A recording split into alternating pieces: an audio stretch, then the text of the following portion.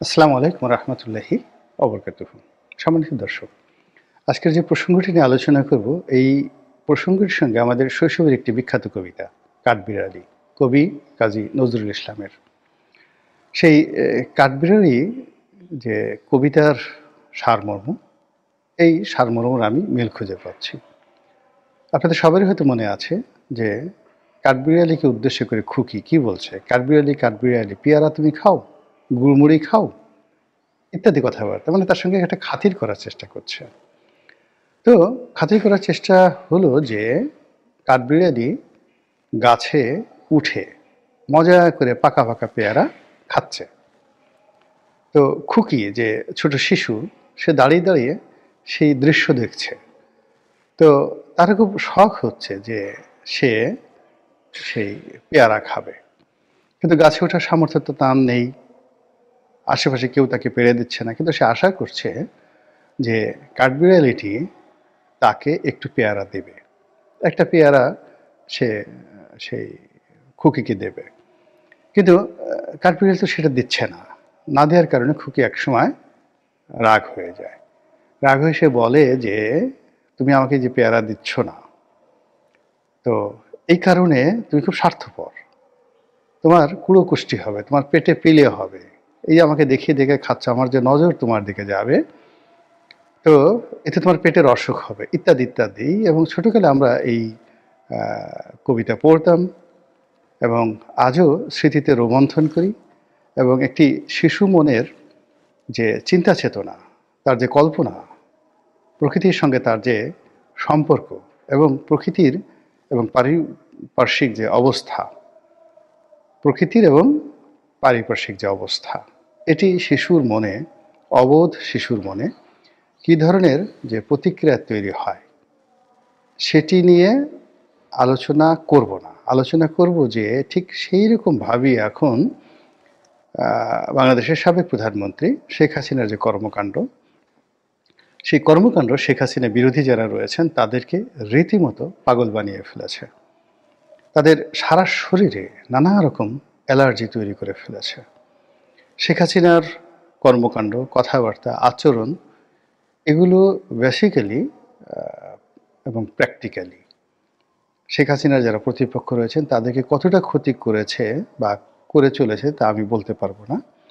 তবে তার বিরোধীদের মনোজগতে, মস্তিষ্কে, শরীরে যে জ্বালা তৈরি করেছে, প্রদাহ তৈরি করেছে, যে চুলকানি তৈরি করেছে, যে খাউজানি তৈরি করেছে, যে অ্যালার্জি তৈরি করেছে, যে অ্যাজমা তৈরি করেছে তাদের নিঃশ্বাস এবং প্রশ্বাসে, এটি রীতিমতো ভয়ঙ্কর। এবং সেটি শেখ হাসিনা করছেন অনেকটা ইচ্ছা করে। শেখ হাসিনা জানেন যে তিনি কি করছেন। এর কারণ হলো তিনি যখন বাংলাদেশে ছিলেন তার অনেক কথাবার্তায় রাজনীতির অঙ্গন বেশ উত্তেজিত হতো। তিনি অনেক সময় তার প্রতিপক্ষকে উদ্দেশ্য করে অশ্লীল কথা বলতেন, অশ্রাব্য কথা বলতেন, সেখানে খিস্তি থাকতো, খেউর থাকতো, এবং যাকে বলা হয় অনেক সময় ভব্যতা, স্বাভাবিক যে সৌজন্যতা, এটার কোনো বালাই থাকতো না। প্রতিপক্ষ উত্তেজিত হতো, লজ্জিত হতো, আর তার দলের মধ্যে যে সকল সুশীল ছিলেন, সভ্য ছিলেন, তারা লজ্জা পেতেন। তো অনেকে বলতেন যে আপনি এই ধরনের কথাবার্তা কেন বলেন। তো তিনি বলতেন যে কয়েকটি কারণ বলতেন। যে প্রথম কারণ হলো যে আমি যদি না বলি তাহলে এগুলো তো মিডিয়াতে আসবে না, তোমাদের কোনো কথা তো মিডিয়া আসে না, তা আমি এই কথাগুলো মিডিয়াতে বলি। ২ নম্বর হলো যে এভাবে কেন বলি, বা এই ল্যাঙ্গুয়েজে কেন বলি।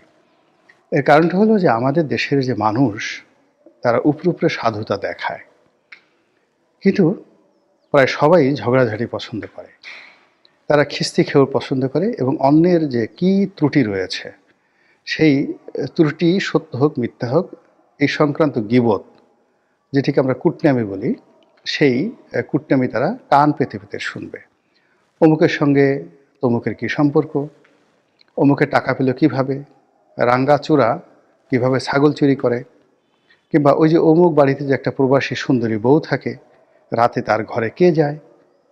এই ঘটনাগুলো জানার জন্য আমাদের দেশের মানুষের যে আগ্রহ উদ্দীপনা, এটা এর চেয়ে আর আগ্রহ উদ্দীপনা নেই। ফলে আপনি যদি এই সংক্রান্ত কোনো বিষয় নিয়ে বানিয়ে বানিয়ে মিথ্যা কোনো কথা বলেন, সেটিও শোনার জন্য মানুষ লাইন ধরে দাঁড়াবে। এবং আপনার রেফারেন্সে যে কোনো একটা বাজে কথা আপনি ছড়িয়ে দেন যে অমুক গণেশ এরকম গভীর রাতে সে টাকলু গণেশ অমুক হোটেলে গিয়ে তমুকের সঙ্গে তারা সেই অপকর্ম যখন করছিল ধরা পড়েছে জনগণের হাতে এবং গণপিটুনি খেয়েছে, আর তার ভিডিও ফুটেজ তার কাছে আছে। দেখবেন যে বেশিরভাগ লোক বলবে যাচ্ছে দেখি এটা কি হলো, বা উপরে উপরে হয়তো কেউ ভদ্রতা করে আপনাকে ভর্ৎসনা জানাবে, কিন্তু মনে মনে বলবে ইস যদি একটু দেখতে পেতাম তাহলে কেমন হতো। তা আমাদের যে মন এবং মস্তিষ্কের মধ্যে যে অশ্লীলতা রয়েছে, অশ্রাব্যতা রয়েছে, অন্যের গোপন প্রণয় জানার এবং অন্যকে হেয় করার যে অভিলাষ রয়েছে, সেটি আমরা শুনতে চাই। এবং আপনি এটা দেখবেন যে আমাদের যে গ্রাম বাংলার আবহমান গ্রাম বাংলার যে চরিত্র, মন এবং মানসিকতা, সেখানে ধরুন দুটো গ্রামবাসীর মধ্যে মারামারি হচ্ছে, আশেপাশে 3 গ্রামের মানুষ দাঁড়িয়ে দাঁড়িয়ে সে দৃশ্য দেখছে। দুটো পরিবারের মধ্যে ঝগড়া হচ্ছে, দুটো মহিলার মধ্যে ঝগড়া হচ্ছে, দুটো পুরুষের মধ্যে ঝগড়া হচ্ছে। এই ঝগড়া ফেরানোর পরিবর্তে তারা দাঁড়িয়ে দাঁড়িয়ে দেখছে। এমনকি স্কুলগামী দুটো ছেলে বা দুটো মেয়ে, তারা সেই ধরুন প্রাথমিকে 2 ক্লাস 3-তে পড়ে বা 4-এ পড়ে। তো তারা ঝগড়া করছে, একে অপরের জামা কাপড় ছিঁড়ে ফেলছে, ওর চুল ধরে একদম শুয়ে ফেলছে, একেবারে অনেক সময় উলঙ্গ করে ফেলছে, ন্যাংটা হয়ে সেই ঝগড়া করছে। আর অনেক বুড়ো বুড়ো মানুষ সেই ঝগড়া ফেরানোর পরিবর্তে দাঁড়িয়ে দাঁড়িয়ে দেখছে আর কে জিতে, হ্যাঁ, বা আরো আরো আরো আরো মারো, আরো মারো, আরো ধরো, এরকম যাকে বলা হয় দৃশ্য আমরা যে 70-এর দশকে 80-র দশকে দেখেছি গ্রাম বাংলা, এটা এখনো কিন্তু বন্ধ হয়নি। এই হলো বাস্তবতা। তো এই যে মানুষের যে মন এবং মননে এই অভ্যাসটি রয়েছে, সেই অভ্যাসটি শেখ হাসিনা জানতেন। আর জানার কারণে কি হলো, তিনি তার রাজনৈতিক প্রতিপক্ষ, সেটা নারী হোক পুরুষ হোক, তাদের ক্যারেক্টার অ্যাসাসিনেশন, তাদের দুর্নীতি, তাদের অনিয়ম, তাদের ব্যক্তিগত বিষয়াদি নিয়ে তিনি যেভাবে প্রকাশ্যে খোঁটা দিতেন, এবং সেই খোঁটা শুনে তার যে আশেপাশে যারা লোকজন রয়েছে তারা কিন্তু খুব মজা পেতেন। আর বাইরে যারা লোকজন আছে তারা কিন্তু সেটা ওন করতেন, এবং সেটা সত্য হোক মিথ্যা হোক এটা ওন করতেন, এবং সেইভাবে কিন্তু তারা প্রচার করতেন। এখন যেহেতু শেখ হাসিনার দুঃসময় দুষ্কাল, আমি তার কথা বাদ দিয়ে শেখ হাসিনার বিরুদ্ধে যে একটি নির্মম প্রচার বা অপপ্রচার সেটি নিয়ে বলছি। যেমন ওনার যে 17ই আগস্ট ওনার জনসভাতে গ্রেনেড হামলা হয়েছিল এবং বহু সংখ্যক মানুষ মারা গিয়েছিল। আওয়ামী লীগের ইতিহাসে 3-4টি যদি ট্রাজিক ঘটনা বলা হয়, তার মধ্যে অন্যতম হলো 21শে আগস্টের গ্রেনেড হামলা, 17 আগস্ট না, 21শে আগস্টের গ্রেনেড হামলা। তো বিএনপি প্রচার করলো যে এই গ্রেনেড হামলা স্বয়ং শেখ হাসিনা চালিয়েছেন পাবলিক সিম্প্যাথি অর্জনের জন্য। তার লোকজন আগেই বোমা পেতে রেখেছিল, আর এই বোমার যে রিমোট, সেই রিমোট ছিল তার ভ্যানিটি ব্যাগে, এবং তিনি সেই ভ্যানিটি ব্যাগ থেকে সেটি চাপ দিয়ে ব্রাস্ট করেছিলেন। ফলে অনেক লোক মারা গেছে, শেখ হাসিনা মারা যায়নি, বিকজ রিমোট তার হাতে ছিল। এটা তার একটা সাজানো নাটক ছিল। এই কথা আওয়ামী লীগের বিরুদ্ধে বিএনপির লোকজন প্রচার করত। আমি নবম পার্লামেন্টে বিএনপির যে সকল আমার বন্ধু বান্ধব ছিল, যাদেরকে আমরা জ্ঞানী গুণী মনে করি, এবং তাদের নাম আমি বলবো না, বিশ্বাস করেন তারা কিন্তু মনে প্রাণে টিল নাও টুডে এই কথাটি বিশ্বাস করে যে 21শে আগস্টের গ্রেনেড হামলা স্বয়ং শেখ হাসিনা করেছেন এবং তার ভ্যানিটি ব্যাগে রিমোট ছিল।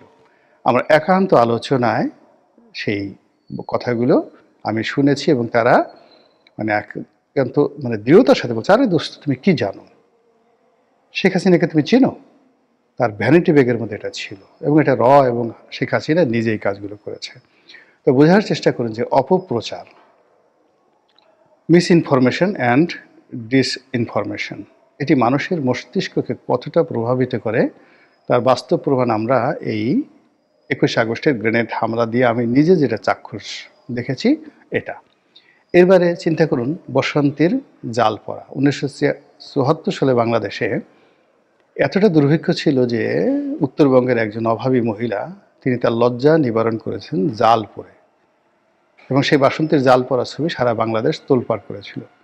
আপনি দেখেন তো, মানুষ তো দূরের কথা, একটা ছাগলকে যদি বিশ্বাস বলেন, ছাগলের জবান খুলে দেন যে তুমি একটু বলো তো এই যে একটা মেয়ে তার লজ্জা নিবারণ করার জন্য সে জাল পড়তে পারে কিনা। আর কোনো জাল, এখন তো 1974 কিন্তু কারেন্ট জাল তখনও তৈরি হয়নি। এখন যেভাবে কারেন্ট জাল, ঘন কারেন্ট জাল তৈরি হয়েছে মশারির মতো, তখনও এরকম মশারির মতো কারেন্ট জাল তৈরি করা হয়নি। আর বলা হয়নি যে তিনি মশারি পরে, বলা হয়েছে জাল পরে। তো এই কথা কিন্তু মানুষ বিশ্বাস করেছে, এবং এখনও পর্যন্ত এই আধুনিক যুগে আওয়ামী লীগকে অপদস্থ করার জন্য সেই বাসন্তীর জাল পরা ছবিকে, যাকে বলা হয়, প্রচার করা হয়। তো এরকম অসংখ্য ঘটনা। সেই বঙ্গবন্ধুর বাসায় স্বর্ণের মুকুট আছে, এবং দেশের মানুষ যখন না খেয়ে মরে তখন তিনি সোনার মুকুট দিয়ে তার ছেলে শেখ কামালের বিয়ে তিনি সম্পন্ন করেছেন।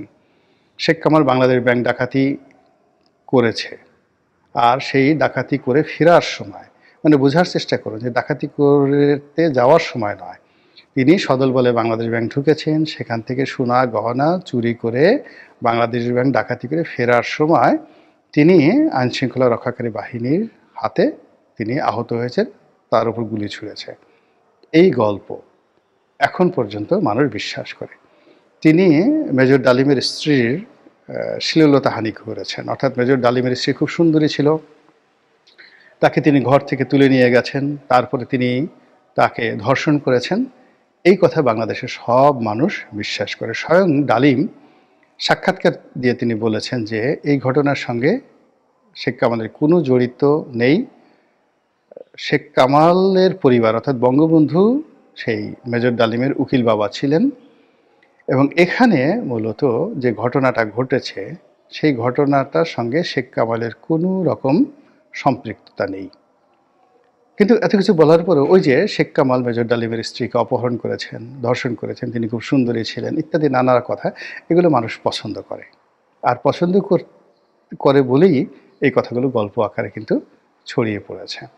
তো যেটি বলছিলাম যে এই মুহূর্তে সেই শেখ হাসিনা এই জিনিসগুলো জানার কারণে তিনিও সেই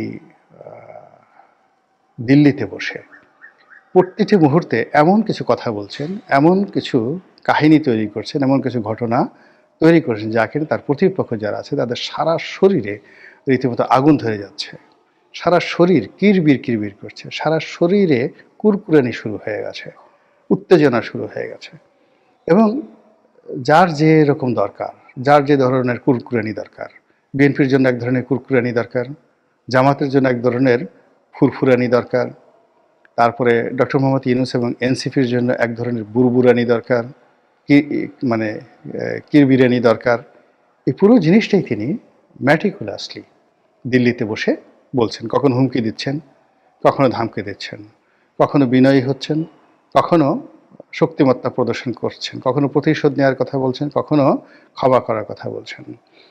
আর একটার পর একটা বিদেশি যে গণমাধ্যম, সারা দুনিয়ার সে মশহুর গণমাধ্যম, সেই গণমাধ্যমে যে সাক্ষাৎকারগুলো তিনি দিয়ে চলেছেন, এই সাক্ষাৎকারের ফলে সরকারের যে সকল কর্তা ব্যক্তি নিজেদেরকে শিক্ষিত ভাবতেন, সজ্জন ভাবতেন, বিশ্ব মিডিয়ার তারা অধিকর্তা ভাবতেন, এবং তারা ভাবতেন যে বাংলাদেশে ডক্টর মোহাম্মদ ইউনূস ছাড়া অন্য কোনো ব্যক্তি নেই যার কথা বিশ্ব গণমাধ্যমে আসতে পারে। BBC, CNN, Al Jazeera, Washington Post থেকে শুরু করে পৃথিবীর তাবৎ নাম করা সেই Time magazine, the Economics, Far Eastern Economic Review, তারপরে শেষে নিউজ উইক, এরপরে Indian Express, the Hindu, the Dawn, এরপরে সিনহুয়া, এএফপি, রয়টার, এই নামগুলো এরকম শত শত নাম আছে। তো এই সকল সংবাদ মাধ্যম, গণমাধ্যম, পত্রপত্রিকায় বাংলাদেশের যদি কোনো মানুষের সাক্ষাৎকার ছাপা হয়ে থাকে বা কোনো মানুষের যোগ্যতা থাকে, সেই মানুষটি হলেন ডক্টর মোহাম্মদ ইউনূস। আর রাজনীতিবিদরা তো প্রশ্নই আসে না, এরা ইংরেজি জানে না, এদের পিআর ভালো না, এদেরকে মানুষ, বাংলাদেশে যারা রাজনীতিবিদ রয়েছেন এদেরকে বিশ্ব গণমাধ্যম এদের সাক্ষাৎকার নেওয়াটাকেই বেজ্জতি মনে করে, এদের সাথে কথা বলাটাই অবমাননাকর মনে করে।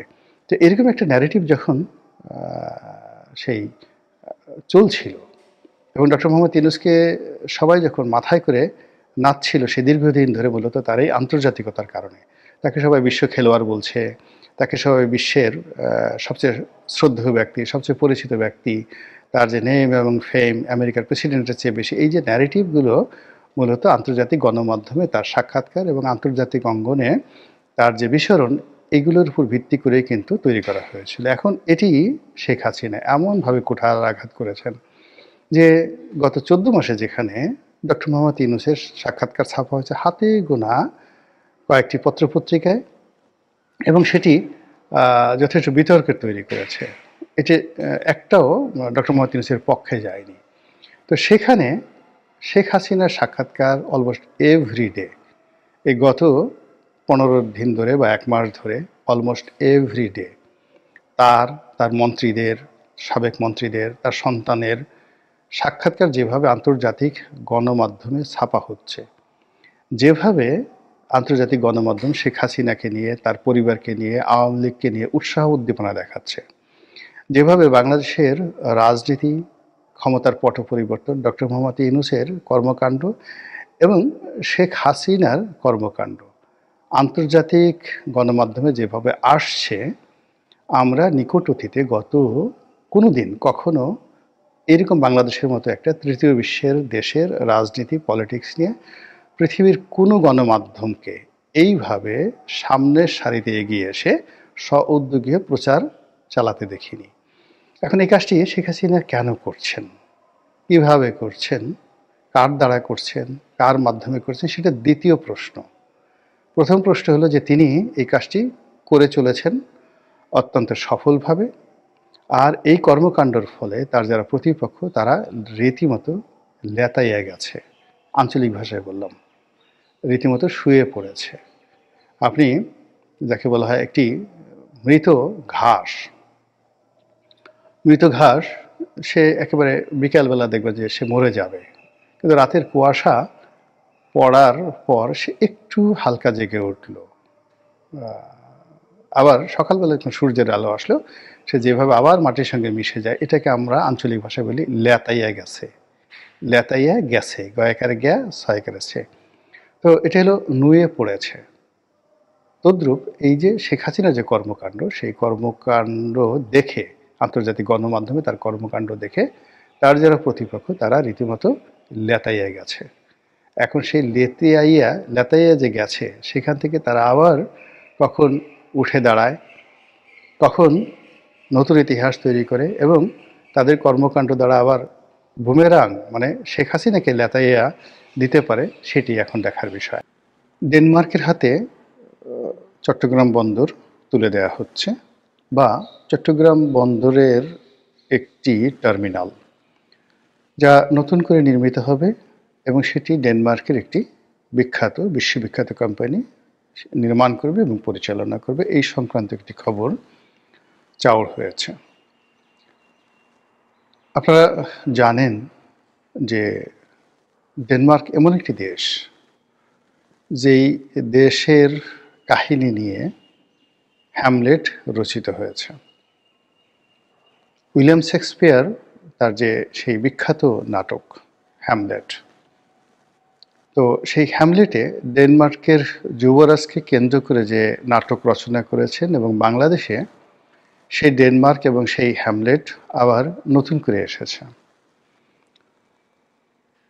এবং এই যে আমাদের দেশের সহায় সম্পত্তি, রাষ্ট্রীয় সম্পত্তি, এটি বিদেশিদেরকে লিজ দেওয়া, বিদেশিদের হাতে তুলে দেওয়া নিয়ে গত 14টি মাসে একটার পর একটা ঘটনা যেভাবে ঘটে চলেছে, এবং তার সঙ্গে এই ডেনমার্কের এই উপাখ্যানটি নতুন করে যেভাবে যুক্ত হলো, সেই বিষয়গুলো নিয়ে মূলত আলোচনা করব।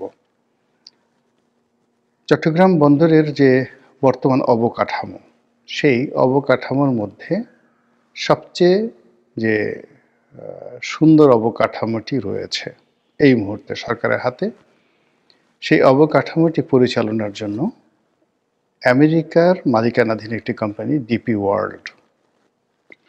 সেই ডিপি ওয়ার্ল্ডের হাতে এটির পরিচালনা ভার তুলে দেওয়া হবে। এগুলো নিয়ে বাংলাদেশে অনেক দিন ধরে হইচই চলছে। সরকার ডিপি ওয়ার্ল্ডের হাতে চট্টগ্রাম বন্দরের পরিচালনার ভার তুলে দেওয়ার ব্যাপারে এতটা বদ্ধপরিকর যে স্বয়ং ডক্টর মোহাম্মদ ইউনূস যখন চট্টগ্রাম গেলেন, তিনি অত্যন্ত দৃঢ় কণ্ঠে এই চট্টগ্রাম বন্দর ডিপি ওয়ার্ল্ডের হাতে তুলে দেওয়ার জন্য রীতিমতো ঘোষণা দিয়ে আসলেন।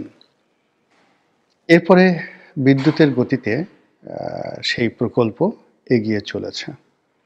ইতিমধ্যে ডিপি ওয়ার্ল্ডের হাতে চট্টগ্রাম বন্দর দেওয়ার প্রাথমিক শর্ত হিসেবে বন্দরটিকে যারা পরিচালনা করতেন তাদের হাত থেকে নিয়ে সেনাবাহিনীর, মানে সশস্ত্র বাহিনীর যে নৌবাহিনী রয়েছে আমাদের দেশে, তারা এটি পরিচালনা করছেন, যাতে করে রাতারাতি, মানে আগে যে সকল অপারেটররা চট্টগ্রাম বন্দরের বিভিন্ন টার্মিনাল অপারেট করতেন তাদের হাত থেকে এটি চট্টগ্রাম বন্দরের পরিবর্তে নৌবাহিনীর হাতে এটি তুলে দেওয়া হয়েছে। এখন এই নৌবাহিনীর হাত থেকে এটি যখন ডিপি ওয়ার্ল্ডের হাতে চলে যাবে, তুলনামূলকভাবে শব্দ কম হবে। এটি গেল একটি প্রসঙ্গ, অর্থাৎ এখন বর্তমানের যে অবকাঠামো। আর ডেনমার্কের হাতে যেটি তুলে দেওয়া হবে সেটি ভিন্ন আরেকটি প্রসঙ্গ। সেটি হলো নতুন আরেকটি টার্মিনাল তৈরি করা হবে, অ্যাবসলিউটলি নিউ টার্মিনাল তৈরি করা হবে। এই টার্মিনাল তৈরি করবে ডেনমার্কের shipping company AP Moller group. তাদের যে শিপিং লাইন্স, এটির নাম হলো মার্কস লাইন। তো মার্কস লাইন, সেখানে তাদের কন্টেনার ভ্যাসেল, তারপরে তাদের যে কনভেনশনাল অন্য যে সকল ভ্যাসেল রয়েছে, যেমন বাল্ক ক্যারিয়ার রয়েছে, এলএনজি ক্যারিয়ার রয়েছে, আরও অনেক কিছু, কার ক্যারিয়ার রয়েছে। সারা পৃথিবীতে শিপিং বাণিজ্যের অলমোস্ট 60-70% তারা একা এই ডেনমার্কের এই জায়ান্ট কোম্পানিটি তারা হ্যান্ডেল করে। তো এপি মলার গ্রুপ একটি যাকে বলা হয় দেশের শিপিং ব্যবস্থার A to Z, তারা সেই বন্দর নির্মাণ, টার্মিনাল পরিচালনা করা, জাহাজ নির্মাণ, জাহাজ পরিচালনা করা, কন্টেনার নির্মাণ, কন্টেনার পরিচালনা করা থেকে শুরু করে সব কাজ A to Z তারা করে সারা দুনিয়াব্যাপী। তো শিপিং ব্যবসার রাঘব বোয়াল বলতে যা বোঝায়, এই কোম্পানিটি ঠিক তাই। এখন এই কোম্পানিটির হাতে বাংলাদেশের একটি যাকে বলা হয় প্রাইভেট টার্মিনাল নির্মাণ করার জন্য তাদের যে সুযোগ সুবিধা দেওয়া হলো বা তাদেরকে অফার দেওয়া হলো, এটা আমাদের জন্য কতটা লাভজনক বা কতটা ক্ষতির বিষয় এটি এই মুহূর্তে বলা যাবে না। হয়তো এটা খুব ভালো হতে পারে, আবার হয়তো এটা আমাদের দেশের জন্য মহা সর্বনাশ ঘটাতে পারে। কিভাবে উপকার হতে পারে? এইভাবে যে আজ সিঙ্গাপুর পোর্ট বা দুবাই পোর্ট, তাদের যে অত্যাধুনিকতা, কাজের যে মান, এবং সেই কেবলমাত্র সিঙ্গাপুর পোর্ট এবং দুবাই পোর্টের উপর নির্ভর করেই একটি দেশ কীভাবে ডেভেলপ করতে পারে তার উৎকৃষ্ট প্রমাণ সংযুক্ত আরব আমিরাত এবং সিঙ্গাপুর। তো সেই অর্থে আমাদের চট্টগ্রাম বন্দরকে ব্যবহার করে, সেটা ডিপি ওয়ার্ল্ড হোক কিংবা এপি মলারের এই নতুন যে প্রকল্প হোক, সেই প্রকল্পের মাধ্যমে আমরা একেবারে সফলতার স্বর্ণ শিখরে পৌঁছে যেতে পারি। আর এটি না হওয়ার সম্ভাবনা 99%। 99% প্রথম কারণ হলো যে সিঙ্গাপুর বা দুবাই এই পোর্টটি যারা পরিচালনা করছেন, ধরুন ডিপি ওয়ার্ল্ড বা এপি মলার, তাদের কাজের সফলতা 99% নির্ভর করবে সেই দেশের আমলাতন্ত্র, সেই দেশের পোর্ট কাস্টমস কর্তৃপক্ষ এবং অন্যান্য আনুষঙ্গিক, যেমন রোড ট্রান্সপোর্ট, তারপর ওয়াটার ট্রান্সপোর্ট যে অথরিটি রয়েছে তারা, একই সঙ্গে যে সকল স্টেক হোল্ডার রয়েছে, অর্থাৎ লেবার বলেন, তারপরে পরিবহন সংস্থা বলেন, তাদের কর্মক্ষমতা এবং তাদের অভ্যাসের উপর।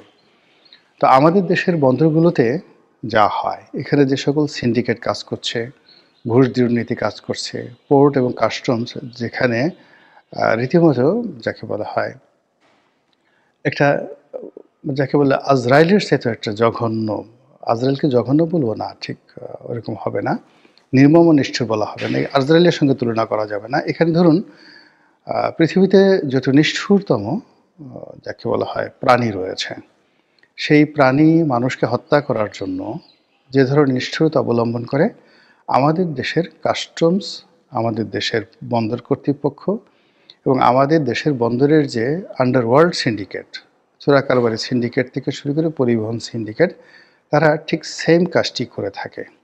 কথায় কথায় বন্দর বন্ধ, কথায় কথায় পরিবহন ধর্মঘট, কথায় কথায় কন্টেনার যাকে যেন ঠিকমতো না নামতে পারে, জাহাজ যেন ঠিকমতো ভিড়তে না পারে।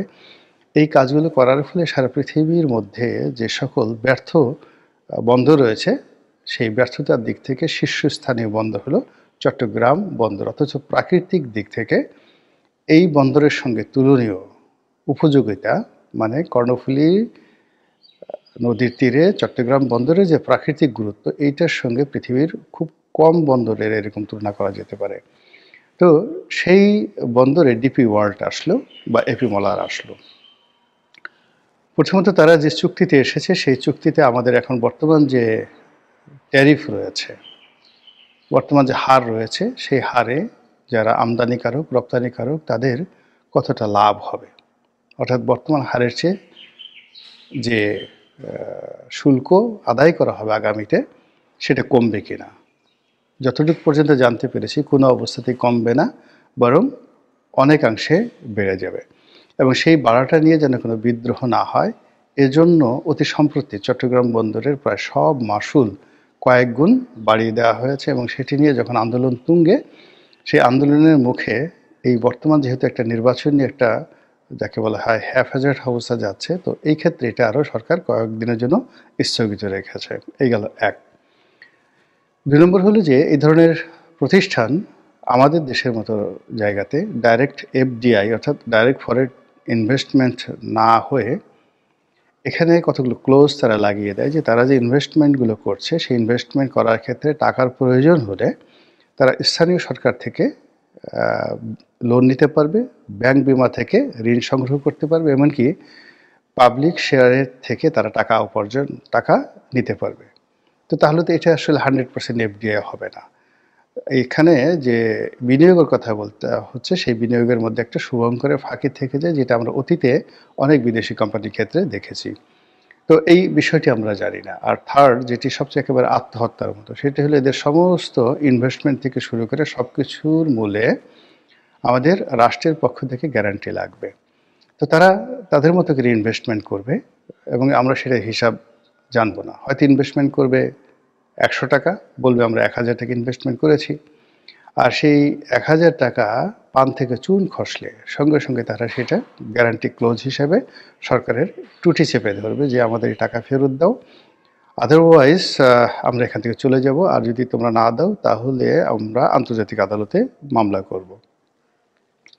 ইতিপূর্বে যে সকল আন্তর্জাতিক চুক্তি হয়েছে, আদানির সাথে চুক্তি হয়েছে, জাইকার সাথে চুক্তি হয়েছে, কিংবা এর আগে আমরা মানে কাপখোর সাথে চুক্তি করেছি, এবং আমরা যে সকল মামলা মোকদ্দমায় রীতিমতো বাংলাদেশ হারা হেরেছে, সেটা হলো তেল এবং গ্যাসের ক্ষেত্রে শেভরন থেকে অন্যান্য যে কোম্পানিগুলো আছে, নাইকো, তাদের সাথে আমাদের যে বিরোধ হয়েছে, সেই বিরোধে আমরা কিন্তু বিরাট অঙ্কের ক্ষতিপূরণ দিয়ে সে সকল কোম্পানির সঙ্গে নেগোসিয়েশন করতে বাধ্য হয়েছি।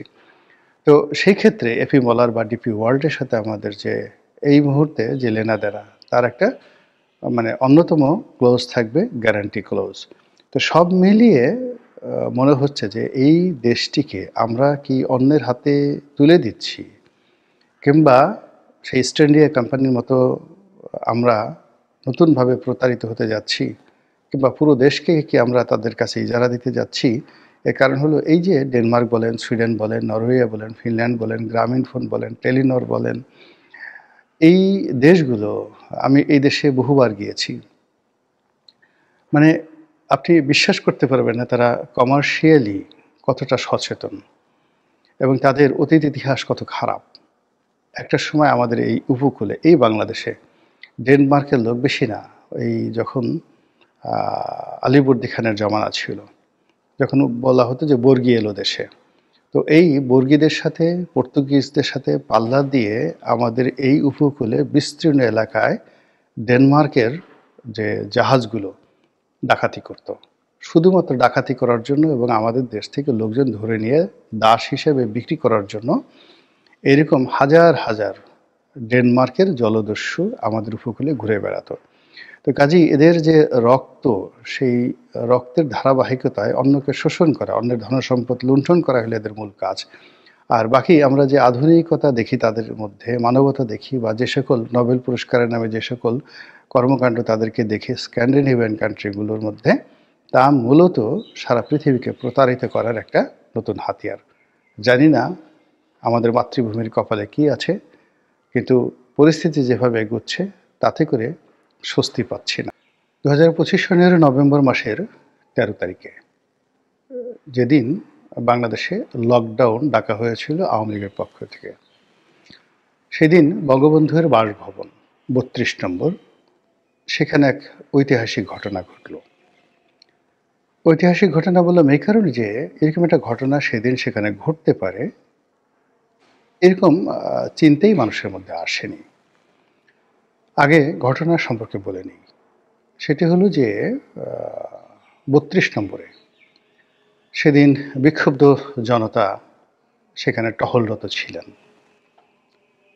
এর কারণ হলো যে সারা বাংলাদেশে শেখ হাসিনার বিচার নিয়ে, আদালতের রায় নিয়ে যে লকডাউন কর্মসূচি আওয়ামী লীগ ঘোষণা করেছিল, সেই লকডাউন কর্মসূচিতে সরকার খুব ভড়কে যায়। এর কারণ হলো বিচ্ছিন্নভাবে সারা বাংলাদেশে টেকনাফ থেকে তেঁতুলিয়া পর্যন্ত সরকার তাকে মানে এই লকডাউনকে প্রতিহত করার জন্য এক ধরনের উত্তেজনা তারা দেখাতে থাকে। সরকারি বাহিনী এবং সরকারের মদতপুষ্ট বিভিন্ন রাজনৈতিক শক্তিসমূহ আওয়ামী লীগের নেতাকর্মীদের বাড়িতে বাড়িতে তল্লাশি চালাতে থাকে এবং নতুন করে একটা, যাকে বলা হয় বিপ্লবের যে ঘ্রাণ, বিপ্লবের যে গন্ধ, বিপ্লবের যে আবেগ, বিপ্লবের যে আবেশ, এটি 14 মাস পরে সারা বাংলাদেশে আবার ছড়িয়ে দেওয়ার চেষ্টা করা হয়। সরকার এবং সরকার সমর্থক যে সকল গোষ্ঠী রয়েছেন তারা প্রমাণ করার চেষ্টা করছেন যে তারা অতীতে যে কোনো সময় চেয়ে শক্তিশালী, আর আওয়ামী লীগ এই বাংলায় অতীতের মতোই নিন্দিত এবং ঘৃণিত। কাজেই আওয়ামী লীগ এই বাংলার মাটিতে দাঁড়িয়ে, সেটা লকডাউন হোক, বুক ডাউন হোক, কিংবা সুপ ডাউন হোক, কোনো ডাউন ঠাউন এই বাংলাদেশে করতে পারবে না। যদি সেটা চেষ্টা করা হয় তবে কি হবে, তাদেরকে সমুচিত জবাব দেওয়া হবে, ঠিক সেইভাবে যেভাবে আওয়ামী লীগ তাদের শাসনামলে জামাতের সঙ্গে দিয়েছে, বিএনপির সঙ্গে দিয়েছে, কিংবা তাদের অপছন্দের লোকদের সঙ্গে দিয়েছে, ঠিক সেইভাবে তো বটেই, তার সঙ্গে আরও যদি কিছু যুক্ত করা যায় তাহলে সেটা যুক্ত করে সরকার সেই কাজ করবে।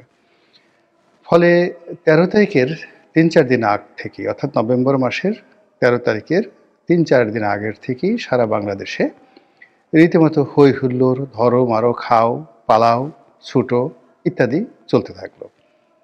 হোটেলে হোটেলে তল্লাশি,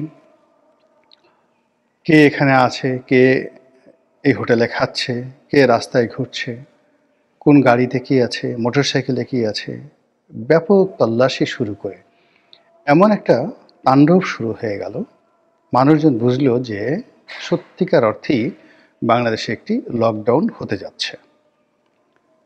তো আওয়ামী লীগের লোকজন কি কি করেছেন আমি বলতে পারবো না, তবে সরকারি লোকদের যে তৎপরতা, সেই তৎপরতার কারণে লকডাউন যে শব্দটি এটি ব্যাপক আলোচিত হয়, সমালোচিত হয়, এবং আমাদের মতো যারা কন্টেন্ট ক্রিয়েটার তারা অনেক আলোচনা করার সুযোগ পায়, এবং কৌতূহলী জনগণ তারা দরজা বন্ধ করে জানালা খোলা রেখে তারা সেই রাস্তাঘাটে দৃষ্টি রেখে কি হলো লকডাউনে বা কি হচ্ছে লকডাউনে, এটা দেখার জন্য অনেকে রীতিমতো দূরবীন সংগ্রহ করা শুরু করে দিল। তো যা হোক, আসলে সেদিন রাজপথে কি হয়েছে বা না হয়েছে সেটা আমরা অত বেশি দেখার আমাদের আগ্রহ ছিল না আমার ব্যক্তিগতভাবে। এর কারণ হলো আমার কাছে মনে হয়েছিল যা হবার তাই হবে, কিন্তু কিছু ব্যতিক্রম ঘটনা ঘটে গেছে। যখন খুব উত্তেজনা হয়, যখন কোনো অস্বাভাবিক পরিবেশ পরিস্থিতি বিরাজ করে, তখন কিছু মানুষের মধ্যে কৌতূহলটা খুব ব্যাপক আকার ধারণ করে এবং কিছু মানুষ রাতারাতি হিরো হওয়ার জন্য প্রাণান্ত চেষ্টা করে। তো এটা সবসময় সব যুগেই ছিল। আমরা জানি যে আওয়ামী লীগ জমানাতে বঙ্গবন্ধুর হত্যাকাণ্ডের যে দিবসটি, শহীদ দিবসটি 15ই আগস্ট, তো এই দিবসে বঙ্গবন্ধুকে স্মরণ করার জন্য শিয়া সম্প্রদায়ভুক্ত কিছু বঙ্গবন্ধু প্রেমিক তারা প্রেস ক্লাবের সামনে এসে হাই হোসেন হাই হোসেন সেই অনুকরণে হাই বঙ্গবন্ধু, ইয়া বঙ্গবন্ধু, তারপরে হাই মুজিব এ সমস্ত কথা বললে তারা সেই নিজেদের শরীরে তারা চাবুক মারত। তো এটা প্রথম বছর খুব জাঁকজমকপূর্ণভাবে হয়েছিল, সারা দেশের মানুষ এটা নিয়ে খুব ঠাট্টা মশকরা করার কারণে দ্বিতীয় বছরে সেটা আর ওইভাবে হয়নি। তো যা হোক, এখন এইবার সেই 13 নভেম্বর তারিখে একজন মধ্যবয়স্ক মহিলা এবং যাকে বলা হিজাব এবং বোরকা পরিহিতা মহিলা, ইসলামী তাহাজিব তমুদ্দিন অনুযায়ী আমরা সাধারণত এদেরকে ধর্মপ্রাণা মুসলিমা বলি। তো তিনি সেই 32 নম্বরে গেছেন এবং সেখানে এই যে একটা অস্বস্তিকর পরিবেশ, যেখানে বঙ্গবন্ধুর সৈনিকদেরকে ধরার জন্য নিষিদ্ধ ছাত্রলীগের সৈনিকদেরকে ধরার জন্য নিষিদ্ধ কর্মকাণ্ড স্থগিত করা, রাজনৈতিক কর্মকাণ্ড স্থগিত করা আওয়ামী লীগের নেতাকর্মীদেরকে ধরার জন্য যে সকল যাকে বলা হয় বিপ্লবী সেখানে দাঁড়িয়েছিলেন, তাদের মধ্যে গিয়ে এই ভদ্রমহিলা তিনি রীতিমতো সেই ইয়া মুজিব, ইয়া বঙ্গবন্ধু, হাই মুজিব, হাই বঙ্গবন্ধু ঠিক সেইভাবে আহাজারি করার চেষ্টা করলেন। আর এই দৃশ্য যখন দেখলেন, যারা ওখানে দাঁড়িয়েছিলেন তাদের মধ্যে অনেক তরুণ ছিলেন, তরুণী ছিলেন, তারা আধুনিকা সুপার আধুনিকা ছিলেন, জিন্স পরা, তার উপরে টপস পরা, টপসের মধ্যে আবার হিজাবও পরা আছে। তাহলে আপনি বুঝতে পারেন যে এর আগে যে টিনের চালে কাওয়া ফজলু আমার ঢ্যাস বলা যে মেয়েটি ছিল, ঠিক তাদের সঙ্গে মিল আছে কিনা আমি বলতে পারবো না। কিন্তু এখন এই অদ্ভুত এই বাংলাদেশে কথাবার্তা, পোশাক পরিচ্ছদে এমন অবস্থা হয়ে গেছে, কে যে মুসলিম, কে যে মুসলিমা, কে যে আধুনিকা আর কে যে পরহেজগার, কিংবা কে যে নামাজ কালাম পড়ে আর কে যে গাঁজা খায়, এই জিনিসগুলো এখন বোঝা যাচ্ছে না, কাউকে দেখে বোঝা যাচ্ছে না। কে শিবির করে, কে জামাত করে, কে এনসিপি করে, কে ছাত্র লীগ করে, ছাত্র দল করে, কে কোন মুখোশ পরে আছে, কিচ্ছু বোঝা যাচ্ছে না। অবস্থা ভেদে একটার পর একটা স্যাবোটাজের মতো ঘটনা ঘটে গেছে। তো এনিওয়ে, এই যে ভদ্রমহিলা, স্বাভাবিকভাবে এখানে তার আসার কথা নয়, তার পলিটিক্যাল ব্যাকগ্রাউন্ড কী বা তার কী অবস্থা সেটা আমরা কিছু জানি না, কিন্তু এই সময়টিতে এসে তিনি প্রচণ্ড সাহস দেখালেন এবং তাকে মারধর করার জন্য কয়েকজন তেড়ে গেলেন মহিলা এবং এক যুবতী বা তরুণী, আমরা টেলিভিশন দেখেছি, তাকে বেদম প্রহার করা হলো। অর্থাৎ সেই তরুণী এই ভদ্রমহিলাকে প্রচণ্ডভাবে মারধর করলেন, অপদস্থ করলেন এবং সামাজিক মাধ্যমে যেভাবে ছড়িয়ে পড়েছে তাতে চারিদিকে নিন্দার ঝড় উঠে গেছে। তারপর পুলিশ সেই মহিলাকে ধরলেন, ধরার পর তাকে জেলে প্রেরণ করলেন এবং তার বিরুদ্ধে মামলা নিঃসন্দেহ হয়েছে কোনো একটা কিছু, আমি এত কিছু জানি না। তবে ঘটনাটা অনেকটা সেই যে সাংবাদিক মঞ্জুরুল আলম পান্না কিংবা লতিফ সিদ্দিকীদের যে গ্রেপ্তার বা আবু আলম শহীদ খানদের যে গ্রেপ্তার, ঠিক ওই রকম। আপনারা সবাই জানেন যে মঞ্চ ৭১ নামে একটি সংগঠন ঢাকা রিপোর্টার্স ইউনিটিতে একটি অনুষ্ঠান করতে গিয়েছিল এবং সেই অনুষ্ঠানে মুক্তিযুদ্ধ সংবিধান নিয়ে আলোচনা চলছিল বা আলোচনার আয়োজন করা হচ্ছিল। তো সেখানে যারা আলোচক ছিলেন তাদের মধ্যে বাংলাদেশের বিখ্যাত ব্যক্তি, ঢাকা বিশ্ববিদ্যালয়ের প্রফেসর আইনের প্রফেসর হাফিজুর রহমান কার্জন, আব্দুল লতিফ সিদ্দিকী, সাবেক সচিব আবু আলম শহীদ খান, তারপর আরও অনেকে সেখানে গিয়েছিলেন এবং অনুষ্ঠান উপস্থাপনার দায়িত্বে ছিলেন সাংবাদিক মঞ্জুর আলম পান্না। তো সেখানে মক্কারির উপস্থিত হলেন, ইচ্ছা মতো এদেরকে গালাগাল করলেন, অনেকের গায়ে হাত দিলেন, ধাক্কাধাক্কি করলেন, উল্লাস নৃত্য করলেন। পুলিশ এলো, পুলিশ আসার পরে এই মপকারীদের কবল থেকে তাদেরকে উদ্ধার করে ডিবি অফিসে নেওয়া হলো এবং পরবর্তীতে পুলিশ মামলা করে এদেরকে ফাঁসিয়ে দিয়ে সন্ত্রাস দমন আইনে তাদের সবাইকে জেলখানাতে পাঠালো। 2জন বা 3জন বোধহয় মুক্তি পেয়েছেন, জামিন পেয়েছেন, আর বাকিরা এখনও কোর্ট কাছারিতে আছে। ঠিক এরকম কোনো মামলা মোকদ্দমা এই মহিলার বিরুদ্ধে হয়েছে কি না আমি জানি না, নিঃসন্দেহে কিন্তু যেটা পেপারে দেখলাম যে তিনি এখন কারাগারে আছেন।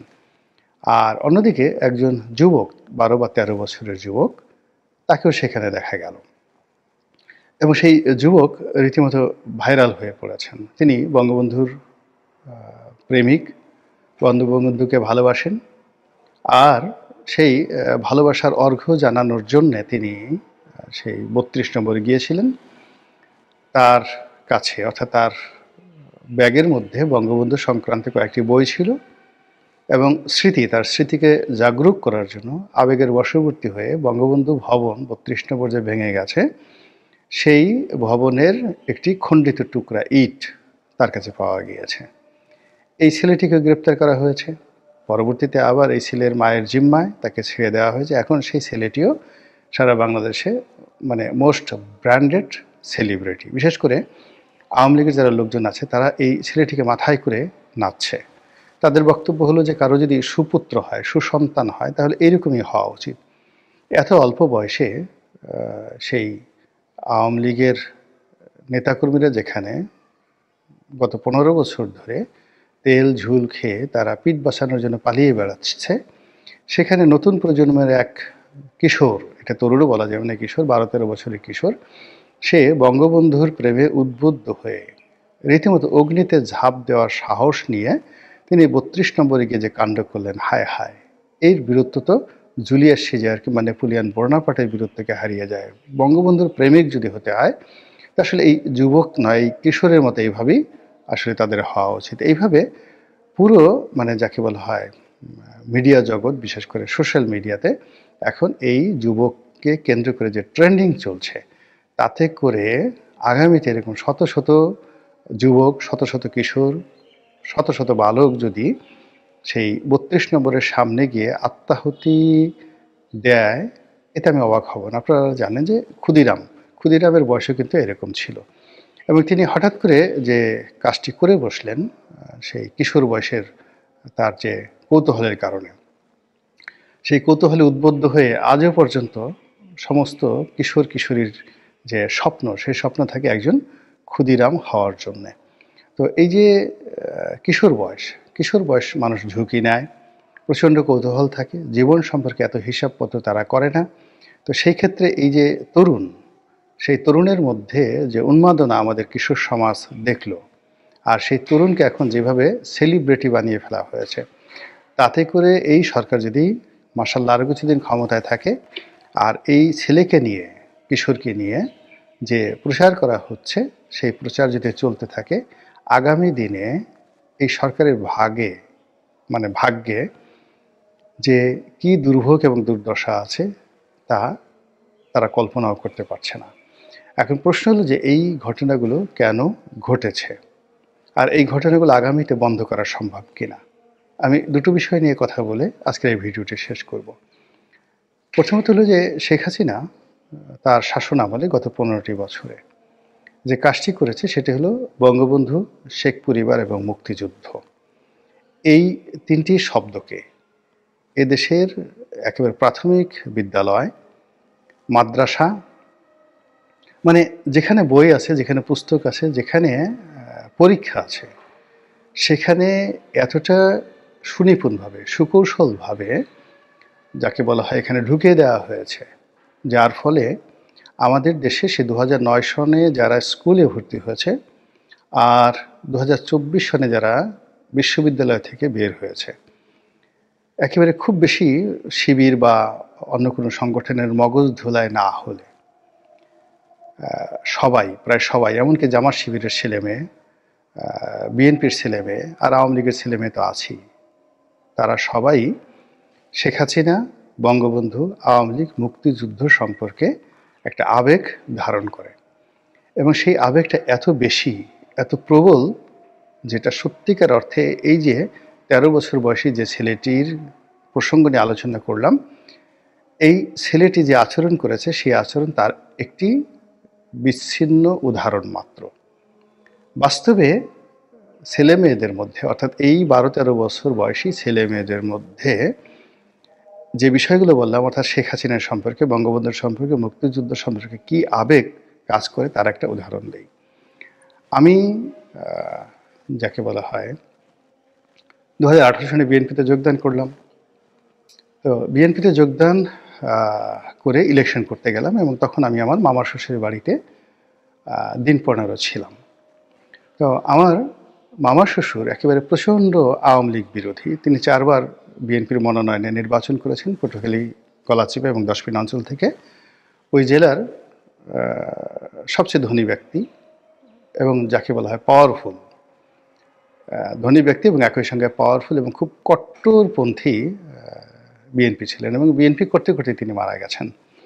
তার মৃত্যুটাও বিএনপি করতে করতে হয়েছে। অর্থাৎ বিএনপির একটা জনসভা ছিল সেই বরিশালে এবং তিনি সেই বৃদ্ধ বয়সে নিজে মোটরসাইকেল চালিয়ে তিনি সেই সমাবেশে যাচ্ছিলেন এবং আওয়ামী লীগের লোকজন মাঝপথে তার উপর হামলা চালায় এবং সেই হামলায় তিনি আহত হয়ে হাসপাতালে যখন মারা যান তখন তার বয়স প্রায় ৭৩-৭৪ বছর। এইরকম একটা কট্টর পরিবার। তা আমার সেই পরিবারে যারা আছেন, শ্যালক, শ্যালিকা, সবাই এরকম কট্টর আওয়ামী বিদ্বেষী এবং বিএনপির জন্য অন্তঃপ্রাণ। তো আমার সেই যে বড় শ্যালক, মানে আমার